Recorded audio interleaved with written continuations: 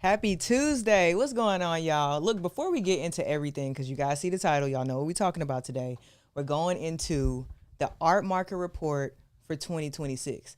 Last year, we grounded you guys and we talked about what the collectors were talking about, what the collectors thought, how the collectors were interacting with the public, the galleries, the dealers, the artists, how they were interacting with the curators. We talked purely collector behavior last week.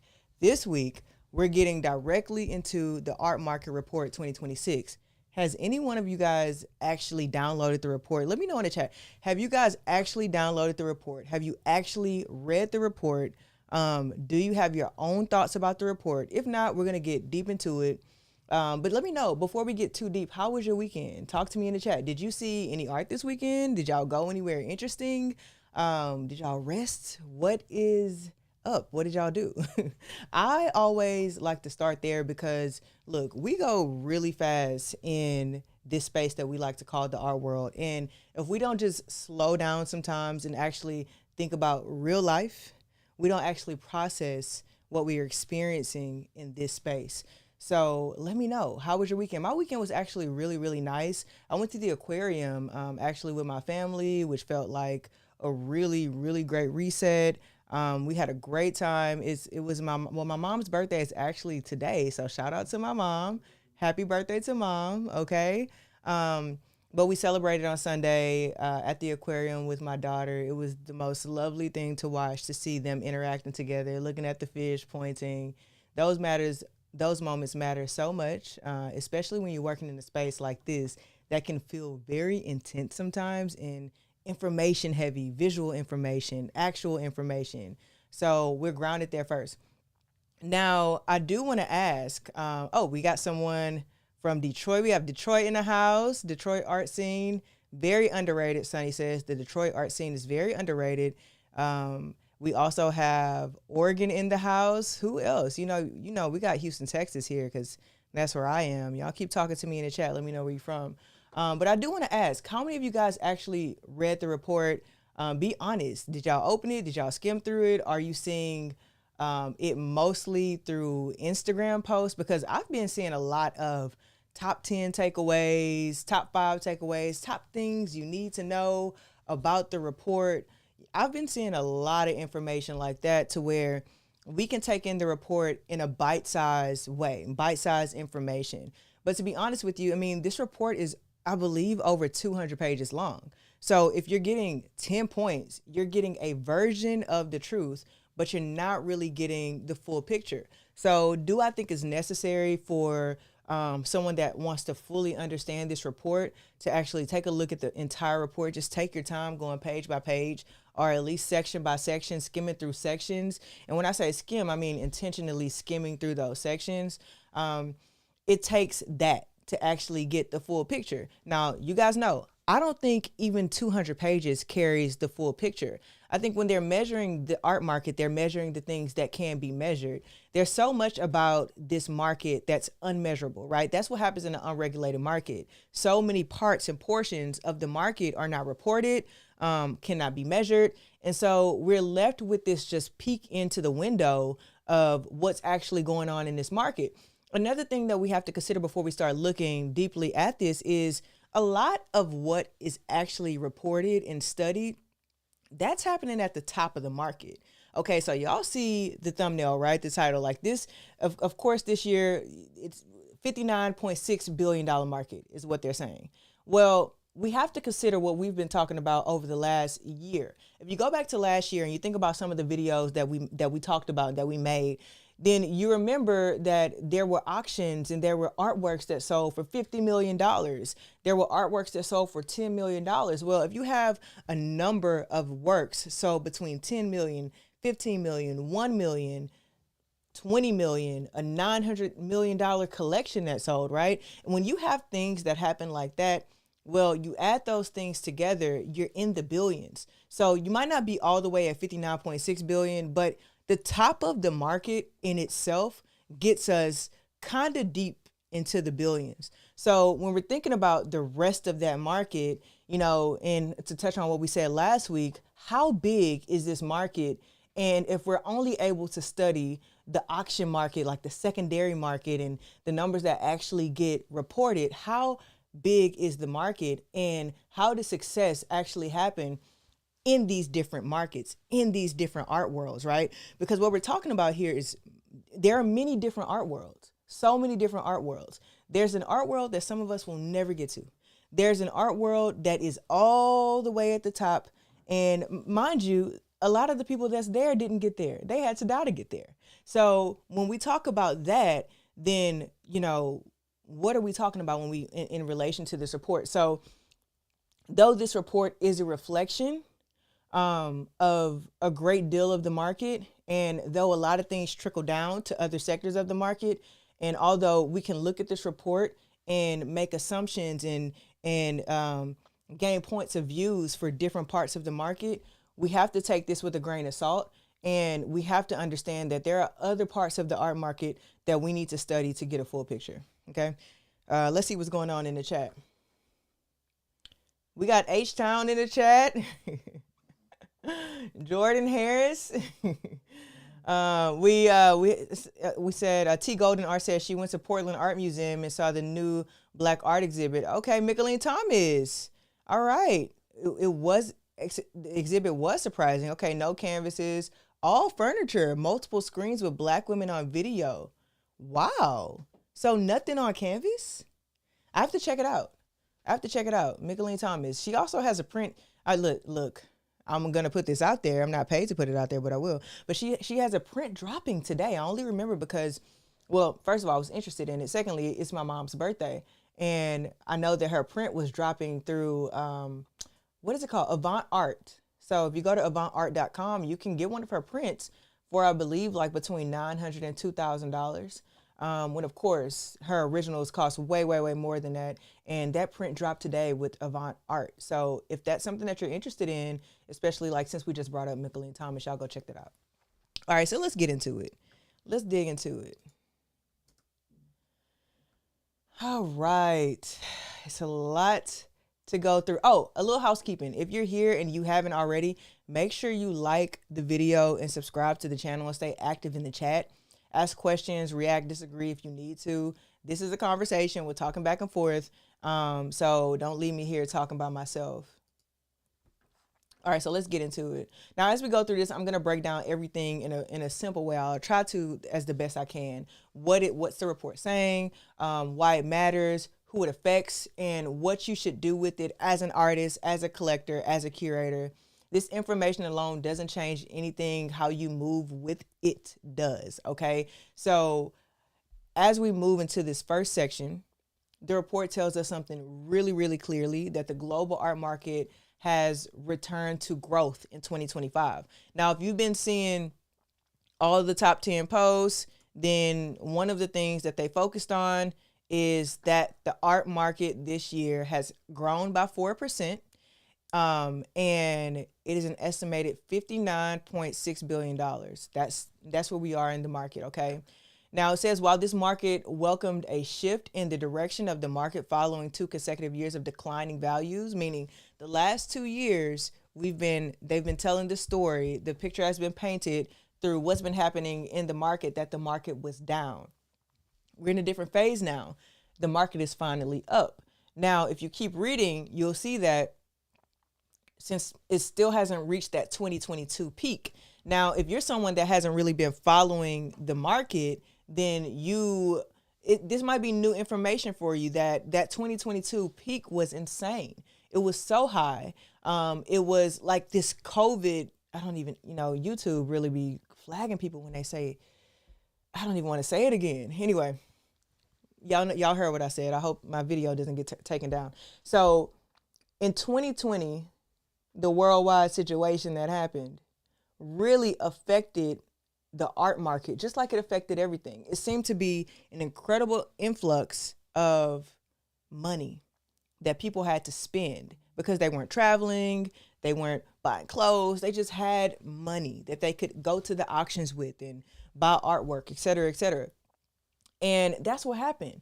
And that continued until about 2022. So 2023 and 2024, when, folks started getting back to reality, that's when things slowed down. Now, at first glance, that 59.6 billion, that sounds good. The growth sounds really positive, but I want you to really just slow down and hear what I just said. And also hear this.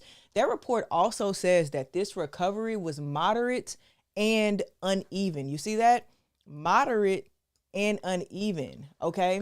And still below, again, that 2022 peak. So yes, the market is growing, but it's not growing evenly. And I guess the question is, what does that mean? And that tells us something they're telling us also something even more important. The markets where the artwork is being bought in a concentrated way. The US, the UK, and China are accounting for 76% of global sales. The great thing is, if you're living in the US, is the US is at the top. So immediately we're seeing connections geographically. And then when we look at transactions, the report says that there are 41.5 billion transactions, only up 2%. So what does that mean? It means more money is not necessarily coming from more people.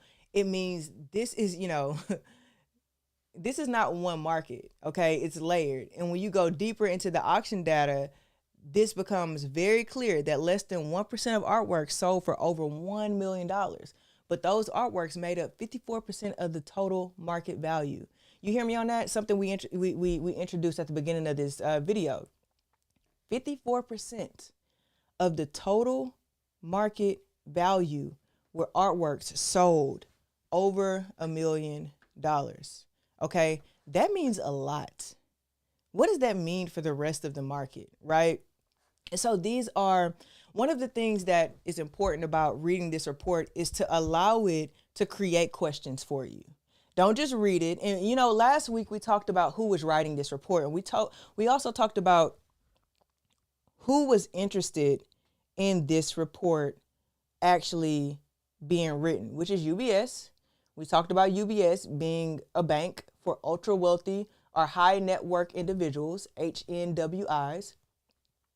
And we also talked about the fact that Art Basel is commissioning this report, right? And if we go back up, we remember who they're commissioning this report from.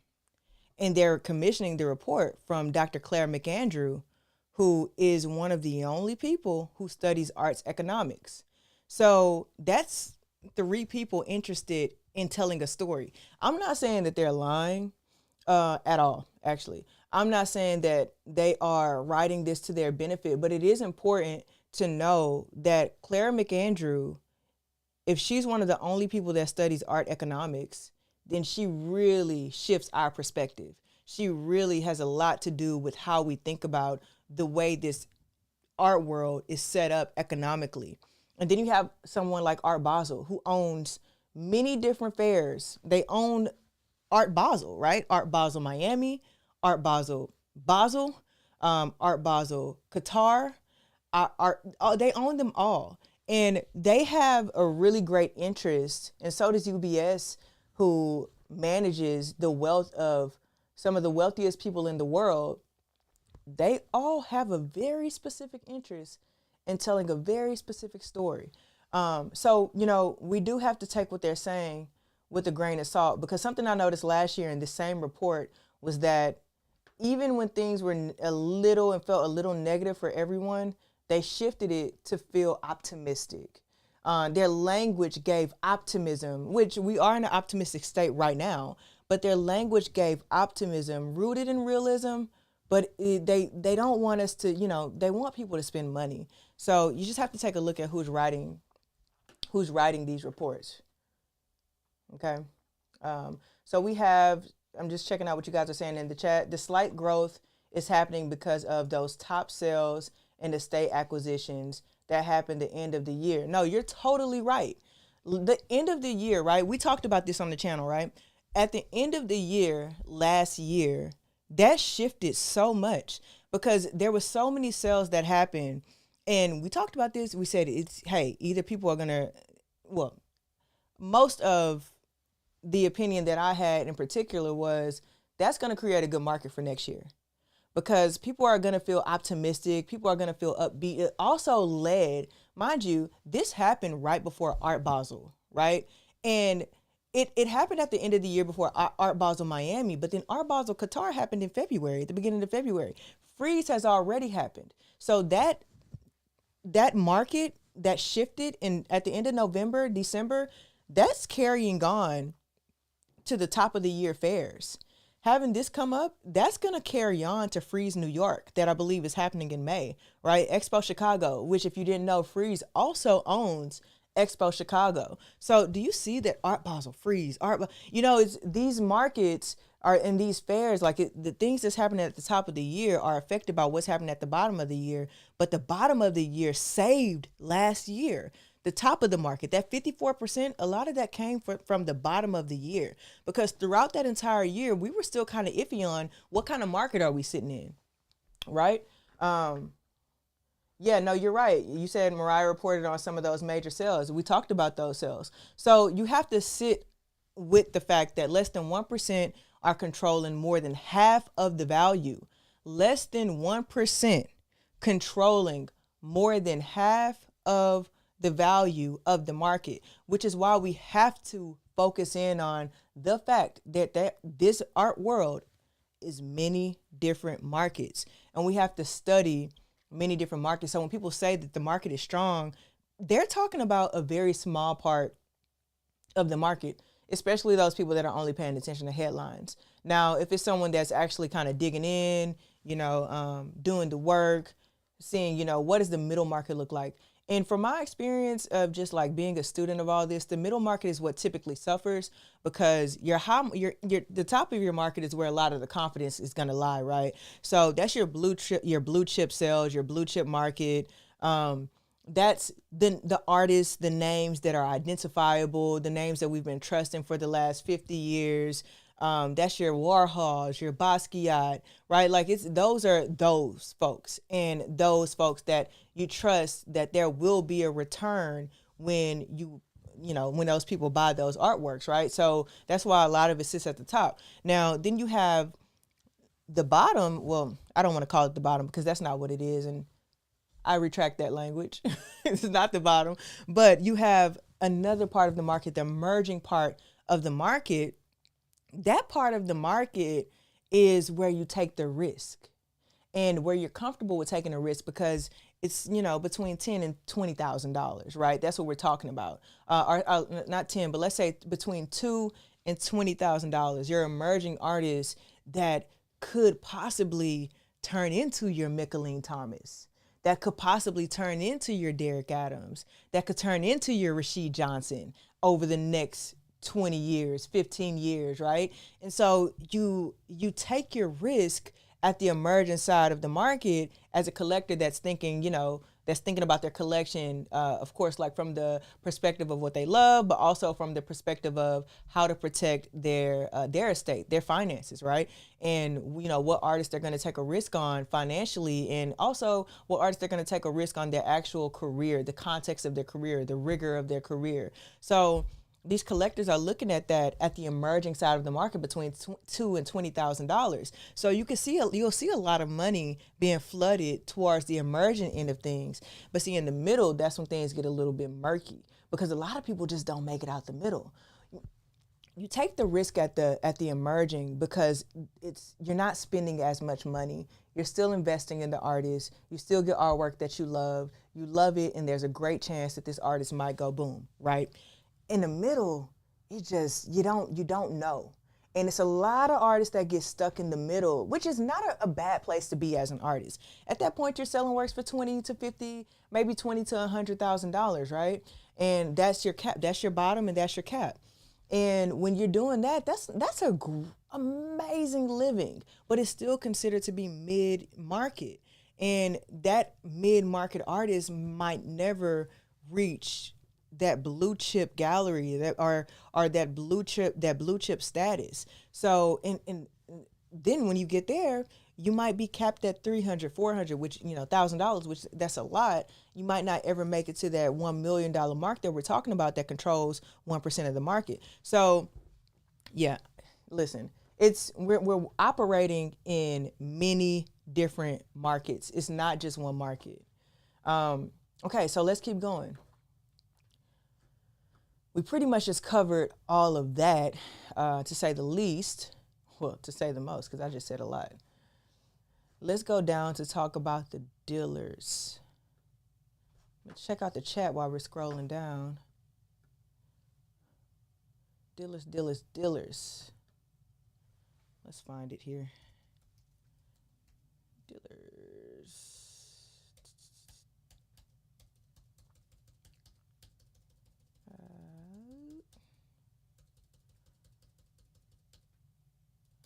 Okay. And what the dealers portion will do is tell us the perspective of the dealers and what to look out for from the dealers' perspective. Okay, so now as we move into galleries, right, and the dealers from their perspective, the report tells us that the dealer sales grew slightly above 2%. Okay. And it says that right about here in 2024. Okay. So that means that the gallery market grew to about $34.8 billion, if I'm not mistaken. Yeah, this report is, okay, here we go. $34.8 billion. So the dealer sector also grew, which global sales rising 2% to $34.8 billion, if you guys see that right there. Performance varied across segments through smaller dealers reported. Those smaller dealers reported some of the strongest uplift. At the same time, costs continued to rise and performance across sectors and geographies was inconsistent, forcing businesses to recalibrate and adapt with acute strategic focus and discipline. Now let's talk about what that means, right? So if sectors and geographies were inconsistent and it forced businesses to recalibrate and adapt with strategic focus and discipline, we could talk about what we talked about a lot last year. Galleries were closing. Now, did that tell the full story? No, that was just a great headline. It was a headline all over the place. And that's something that we have to always consider and consistently consider, that headlines exist, okay? And headlines exist to pull you in. I make headlines all the time, all right? And a lot of folks are creating headlines to allow you and bring you in to read the article. So to have 5 months of articles saying galleries are closing, galleries are closing. Yes, galleries were closing, but there was definitely another part to the story. The part that matters, okay, operating costs were increased, this says by 5%, all right, on average, higher than sales growth. So what does that even mean? The galleries are making more money, but it was costing them even more to keep the gallery open. So they couldn't keep up with their costs. And we can go into, and this report doesn't really dive into this, but we can go into so many different reasons. I mean, one of the main reasons I look at is collector development. I don't believe a lot of these galleries, or the art world in general, were just focusing on collector development. And I think, for the last 30 years, we haven't developed collectors. For 30 years. I think that's why these galleries were having half of the issues that they were having. And when we look deeper, we see that 42% of dealers reported that their sales increased. 33% reported declines. 25% stayed the same. All right. And when you take a look at that and you see that profitability was mixed, and you also see that 38% said profits decrease, 33% said profits increase. So again, you're talking about the surface versus the reality of what's actually happening across this dealer sector. Okay. And when you take a look at that and you look at what the headlines was telling us about galleries closing, well, you would have thought the galleries were making less money. But this report is telling us that some of the galleries were making more money. A significant amount of the galleries reported higher profitability, okay? Look at this here. 33% reported higher profitability and 29% were broadly unchanged. But 5%, they were up 5% in how much it cost to keep a gallery open. We can look at that from a political standpoint. We can look at that from the fact that, look at all of our lives. Everything got more expensive. Okay, can you put a link in the chat for the report, please? I absolutely will. Let's get a link in the chat so y'all can actually read along with me. All right. The link to the report is in the chat if y'all want to follow along in that way. So again, surface versus reality, headline versus what is actually happening in the dealer sector, the collector sector, the fair sector, and the auction sector. Okay, so the survey sample for this particular research was primarily made up of dealers that were either members of the dealer association or participants in art fairs or had a significant or accessible presence online.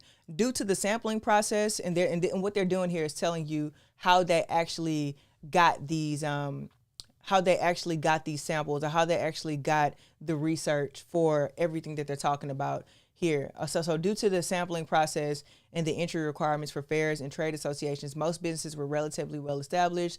The results presented exclude a large number of very small businesses and sole traders that account for more than 300,000 businesses in the sector, and therefore a larger volume of lower sales volume.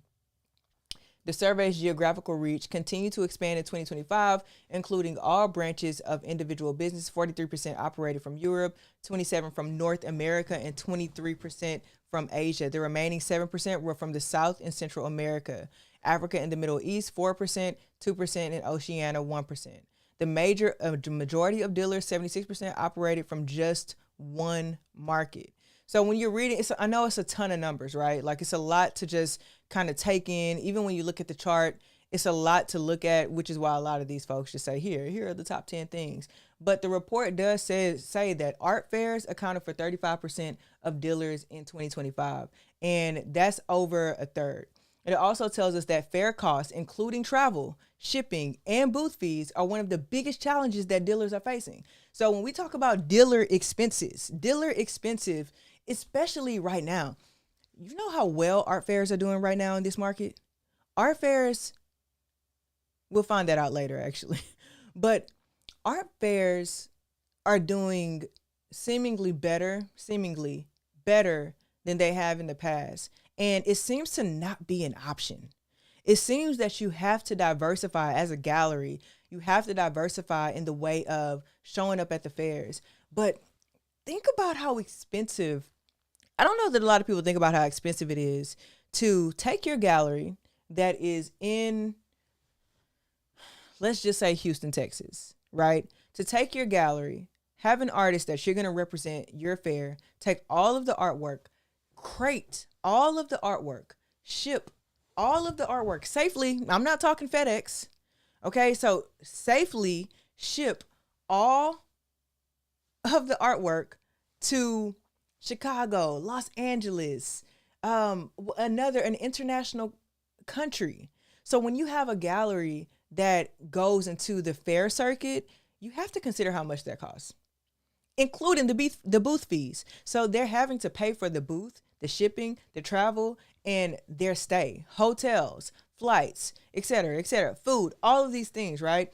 And it's one of the biggest challenges that dealers are facing. In order to take an artist and expand an artist, make an artist more international, make an artist even give artists regional visibility or national visibility. In order to do that in physical space and be the gallery that's representing, and growing the artist, this is how much it costs so much. So of course, in a year like 2025, they might have, what this report says is a great deal of galleries were profiting more, but the expenses, they couldn't keep up. So the galleries are stuck in a system where they need fairs to survive, but fairs are so expensive and it hurts them.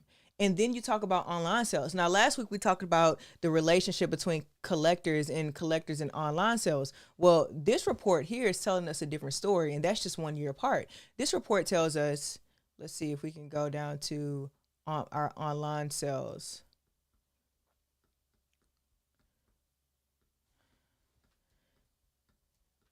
You see all these numbers, guys. If y'all ever just want to, dig into it, for those of you that clicked on the report in the chat, there's so many different statistics that can teach you so much about this market.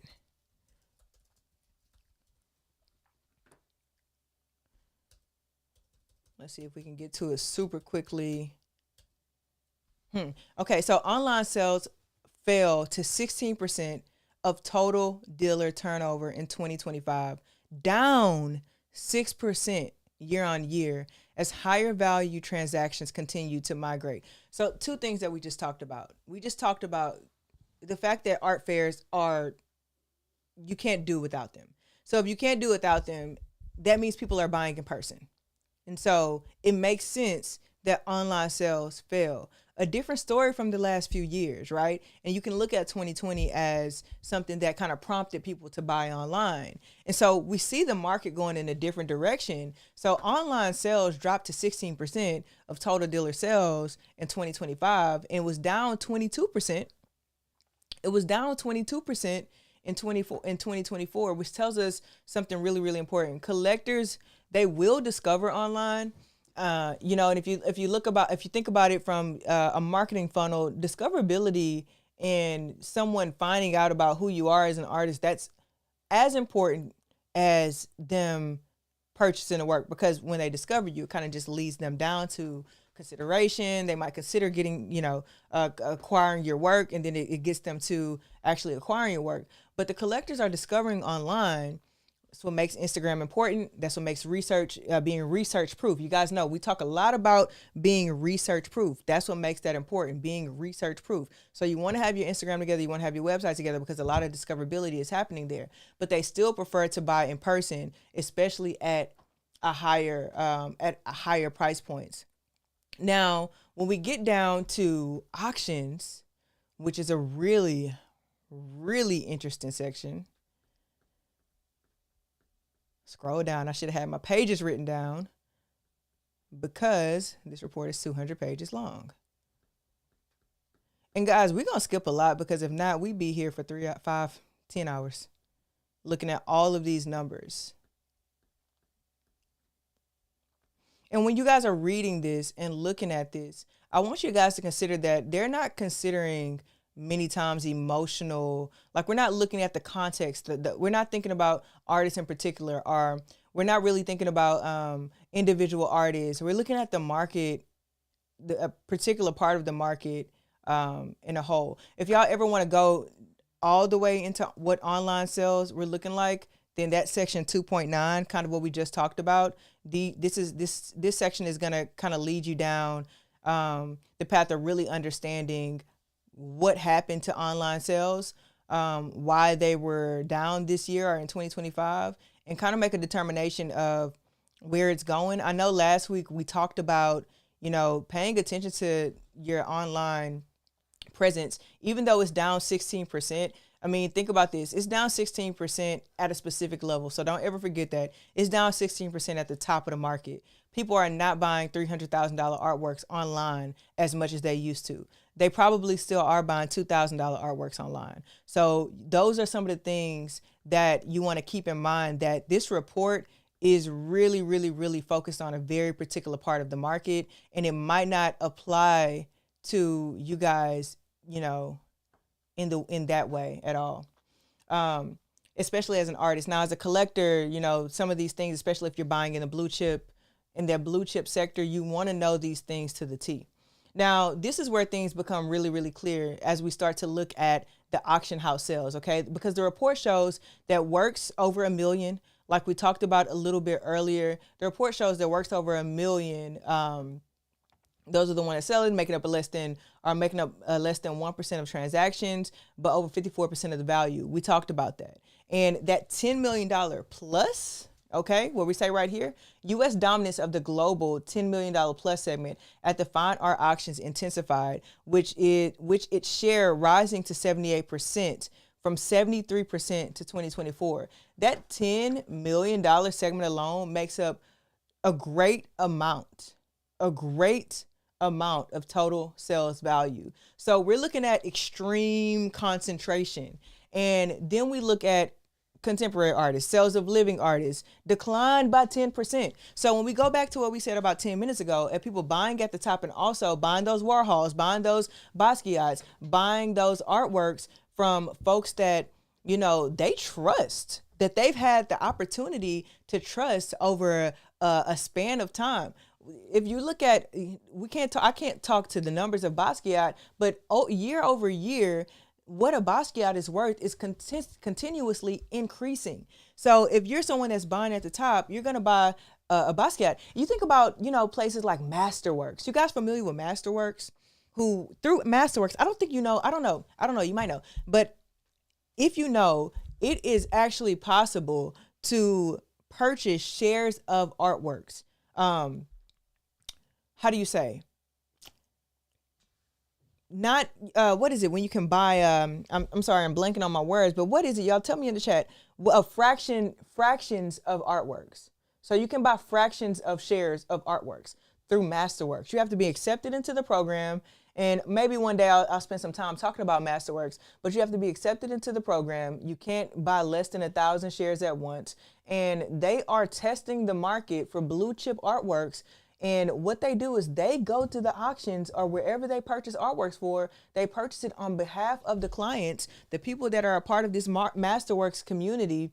And basically the clients, the community buy the artwork in different shares and wait on it to sell. And hopefully over the next 7 to 10 years, it sells at an increase, which they've already tested it. So 9 times out of 10, it's going to sell at an increase. And the folks that bought the shares are getting a profit from the artworks. No one actually owns the physical artwork. Masterworks keeps that in their own storage. We all would own a share of the artworks, and then when it sells, when it sells at a profit, depending on how many shares we bought, we all get what we deserve. We all get a profit from the shares that we bought. Now, they're not buying ultra contemporary artwork. They're not buying an emerging artist and hoping that over the next however many years, it increases over time. So we're not looking at contemporary artists when we're looking at that. That extreme concentration is happening at the top of the art market. Sales of living artists, like I said, actually declined by 10% in 2025. And that's because people needed to stick with what was safe. They needed to stick with what was safe for them to put their money in. So prices are moderating, fewer works are selling at that, and so while the top of the market is strong, the speculative, emerging, ultra contemporary side these numbers show for it to have been cooling a little bit. And that's a major shift from the post-pandemic boom where your ultra contemporary was really selling crazy. Even your emerging artists at that $20,000 realm was selling like crazy. I know we're talking a lot of numbers today, and we don't always get into all these numbers, but yeah. So if we look at, the entire outlook of all of this, again, we can't look at it bit by bit because it's just too much. But, one thing I want you guys to take away from this in its total is look at how the art market is crunched down to numbers. And we talk about this all the time. Like, there's a section of the art world that talks love and rainbows. Because it is love and rainbows. I mean, we do love it, and it does make us happy. But there's a section of the art world that talks love and rainbows, and then there's a section of the art world that talks numbers. And then that's all they talk. And when they talk about people's emotional capacity to buying artwork, it still crunches down to numbers. When they talk about why are people buying artwork, it still crunches down to numbers. So there is a section in many sections of the artwork that's studying the psychology of how people and why people buy artwork, and then it crunches down to numbers. So it would be foolish of all of us to look at this market and to look at this industry and think that it's all love and rainbows. It's not. It all crunches down to numbers. And if it didn't crunch down to numbers, it wouldn't work. Not financially anyway. Okay. So we have Sunny that said more number talk. That's motivation. I mean, listen, it's just reality, right? It is. It's business. It's just reality. And it's, we talk about the stuff. We talk about why we love the art, why we're attracted to it. We talk about, why we're emotionally drawn to work. We talk about artists and, their careers having rigor to it. We talk about all of the things, and we talk about art from an aesthetic point of view. We talk about art, we think about the elements that the artist included. We think about the characteristics. We think about the principles. We think about all of the things, totality of the artwork. But I'm just letting you know that a lot of these folks, even Art Basel, think about the fact Art Basel is a for-profit company. They make a lot of money around the enjoyment and the purchasing of artworks. Okay? This is an industry. Like I say all the time, if you're not comfortable with the word art and the word capital sitting next to one another, we got to talk. We got to talk. Now, as we move into the future-facing section, the report highlights increasing friction in the market. Okay? And let's get down. I do wonder, the artists that they're putting in this, I had to scroll back up because I seen Nina Chanel Abney. I wonder, they probably have access to this image because Art Basel. Some of the things that you notice as you're scrolling through the report. You do get to see some pretty cool artwork as you're scrolling through. There's the fine art section. Let's see if we can find the future section. All right. Outlook for the art market. Let's see what's going on in the chat. I appreciate this video because I can always go back and play this video bit by bit so I can fully understand. I've never heard of many of your points. Yeah, and we're just reading what they're saying and having our own perspective, right? And they're giving us a ton of numbers. I mean, it's probably 500,000 numbers and percentages and all these things within this report. And it's just sometimes it's difficult to look at it and inform your own opinion because they're practically telling us what to think. And we don't, we're not going to go get these numbers ourselves. Like not right now, not today. So when they give us these reports, we take them for what they are. Okay. All right. So 56% of dealers said tariffs negatively affected or impacted their business. You also have a number that cited that higher costs like shipping and insurance. These are just things that were happening that were said within the report. A lot of folks, a lot of galleries said that shipping and insurance really affected their business. And so what I seen in this report, I can't quite find it, but what I did see in this report is, and this is the art trade portion. So if you want to kind of dig into the tariffs, that's page 223. And you start getting into how trade, when we had all the tariff challenges at the beginning of last year, then this is kind of talking about what actually happened with those tariffs and how it affected the art market. And then we get into the outlook of 2026. But if you really want to dig into how art trade and how the tariffs and how those laws affected, then you kind of, there's an opportunity for you guys to look into that. All of the challenges that you heard were faced in the art market period last year. A lot of that is reflected within this. Okay, so if we take a look at the outlook for 2026, let's just take a look at these numbers that are bullet pointed. 43% expected an improvement in sales. And who are we talking about there? Let's go back. To assess confidence about the year ahead, surveys for this report asked dealers and auction houses representatives how optimistic they were about their sales over the next year. So now we're thinking about next year. A persistent issue in many businesses and consumer confidence surveys is an upward bias responded systematically expecting better outcomes than those that actually occur. Several explanations have been given for this in an economic and psychological, including optimism bias, the planning fallacy, understanding the task, time, or cost required to achieve overly optimistic results. What we talked about this before. Is the art world, is the art market, the art world, are we in a fantasy? Like these over optimistic results, people, these, a lot of galleries and et cetera, which I know auction houses do have financial departments. But, when it says here about these overly expecting to achieve overly optimistic results, that worries me.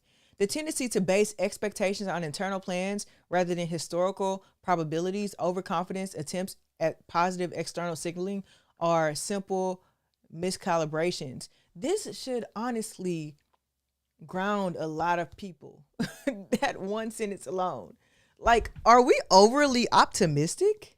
And in having that thought, the thought of, are you overly optimistic in your art business? Do you need to be a little bit more realistic? I don't know. I get overly optimistic a lot. So looking at all of this, as a result, expectations can often be biased upward. However, this bias is relatively stable over time. So who we're talking about here are dealers and auction houses. At the end of 2025, looking forward to 2026, most businesses expected a better year ahead than in the survey 12 months earlier. In the dealer section, 9% of respondents said they could not forecast sales for the year ahead. Among the remainder, 43% expected an improvement in sales, up 10% year on year. 38% expected sales to be about the same. 19% expected sales to decrease. I just wonder where they're getting these expectations from. Like, are they actually looking at the numbers? I mean, I'm pretty sure they are. I'm not going to assume everyone's just out here willy-nilly. Some of the largest increases in optimism were at the very top and bottom of the market. At the end of 2024, only 19% of the largest dealers were optimistic for a better year, but this increased substantially to 45%. 19% of the largest dealers were optimistic for a better year. Only 19%. And then in 2025, that jumped to 45%. I wonder when they did this report. I wonder if it was at the end of the year. With the share predicting better sales increasing from 31% to 2024 to 48% to 2025. So y'all can dig into, the rest of what they're expecting the future to look like. This is going from a geographical standpoint, so many different standpoints on optimism. Again, talking about trade and how trade was, really affected. But look, all in all, when we break this down and we bring it all together, for collectors, what does this mean? For artists, what does it mean, et cetera, right? So for collectors, this means you are entering a market where value is concentrated. And you cannot rely on trends. You have to understand artists deeply, because the difference between a $5,000 artist and a $500,000 artist is many of the times not talent. A lot of times, sometimes it is, but it's not about talent. So this is what I want collectors to take from all of these numbers, that it's not always about talent, but it's about positioning, validation, and timing. And for artists, this means that the market is becoming more selective. And so when you look at this entire thing, and we talk about the fact that the collectors are buying at the topper end of the market because they have more confidence. But if they want to take a risk, they're buying at the emerging stage. For artists, this means that the market is selective. And they are being selective. People aren't just out here spending money like that. It's not 2022. The thing told us it's not 2022. Things that happen in 2022 is not happening in 2026. That's a 4-year difference. The report literally shows us a shift away from ultra contemporary hype toward more established artists. So if you're building a career, you need strategy. You want to be strategic, and you want to show collectors. And look, for all of y'all that say, when I say that you're showing collectors, you're showing galleries, it's pick me and all that stuff. Look, I'm trying to show you because y'all watching me. You always have to think about your community. If you're an artist, you want to think about your audience. Who is your audience, right? Like if you are wanting some type of commercial success, then a collector is your audience. If you want institutional success, your curator is your audience, right? Et cetera, right? You can continue that. But in all of those, you need strategy. So if you're building a career, you need strategy. You don't just want to be seen. You want people to know that you are investing in your career. You are layering your career. As an artist, you want collectors to want to take a risk on you at the emerging stage, which means when they start getting into your work, the ones that are buying at the top end and at the emerging stage, when they start getting into your work, you want them to know that you have rigor in your studio practice, that you have context around your work, that your work has some type of visible continuation. All of those things, that you're investing in your career, as far as like going to residencies, getting residencies, being awarded grants. All of these things show the seriousness and the professionalism around your practice. And if collectors are buying at the top and at the emerging, then at the emerging, they need to know that you're taking your career serious by you putting those strategies in place. And for curators, your role becomes so much more important, because in a concentrated market like this, context and validation, they matter a lot, and they matter right now more than ever. Okay. So, this report, it teaches us a lot, but I do want to take a second, to, talk about, Patreon. If you guys haven't actually checked out the Patreon, I encourage you to click the link that's in our chat, and also scan the QR code that is on the screen to join our Glory Collective.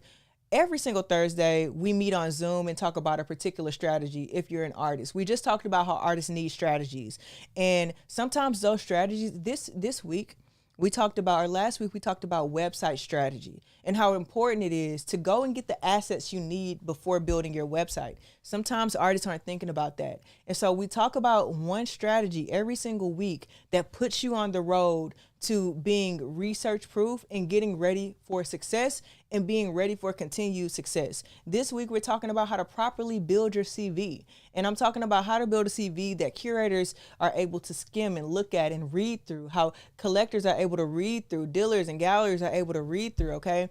I do a Thursday night Zoom at 7:30 p.m. CST. A group of artists come and we talk about one particular strategy.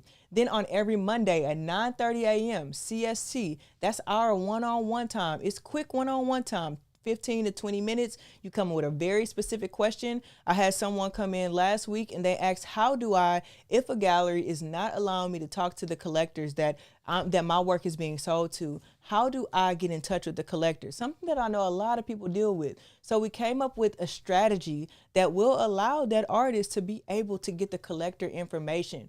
20 minutes. Okay. So you have multiple touch points with a thinking partner, me as your thinking partner. And it's really important to have folks that you think with. So if you're interested, just click on that link in the chat or scan the QR code to come over to Patreon.